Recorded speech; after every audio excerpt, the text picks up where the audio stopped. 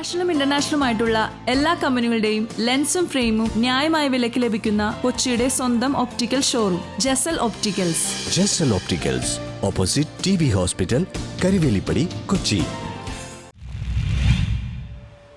എരമല്ലൂർ കോനനാട് ശ്രീ ഭഗവതി ക്ഷേത്രത്തിലെ 10ാമത് ശ്രീമദ് ഭാഗവത സപ്താഹയജ്ഞം ആരംഭിച്ചു. എരമല്ലൂർ കോനനാട് ശ്രീ ഭഗവതി ക്ഷേത്രത്തിന്റെ 10ാമത് ശ്രീമദ് ഭാഗവത സപ്താഹയജ്ഞം 2025 ഡിസംബർ 21 മുതൽ 28 വരെ നടത്തപ്പെടും.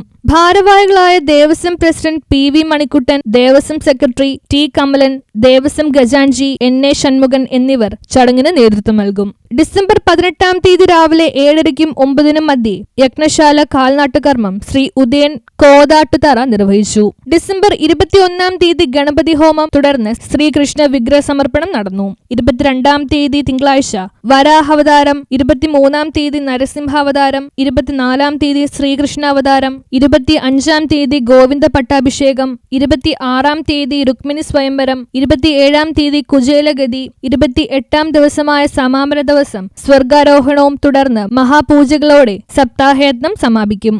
പള്ളിപ്പുറം PV നടേശനാണ് യജ്ഞാചാര്യൻ. അരൂർ NA ഉത്തമൻ ഉപാചാര്യനായി പങ്കെടുക്കും. കേരള ഹൈക്കോടതി അഡ്വക്കേറ്റ് സിനീഷ് മാധവൻ ഭദ്രദീപ പ്രകാശനം ചെയ്തു.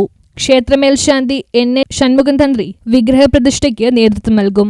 യജ്ഞ പൗരാണികരായ KK രാമചന്ദ്രൻ കാക്കത്തുരുത്ത്, JN കുട്ടപ്പൻ, അനൂപ് ശാന്തിയും ചടങ്ങിന് നേതൃത്വം നൽകും. അതെല്ലാം ഉണ്ടെങ്കിൽ മാത്രമേ ഇത് പൂർണ്ണമായിട്ട് എനിക്ക് ചെയ്തു പോകാൻ പറ്റുകയുള്ളൂ. എല്ലാവരുടെയും ഒരു നിസ്സീമമായ സഹകരണവും സ്നേഹവും എല്ലാം ഞാൻ പ്രതീക്ഷിക്കുകയാണ്. എല്ലാവരുടെയും അനുവാദത്തോടുകൂടി ഞാൻ ഈ ആചാര്യവർണ്ണത്തിൽ ഞാനത് സ്വീകരിക്കുകയാണ്. News bureau, Kochi.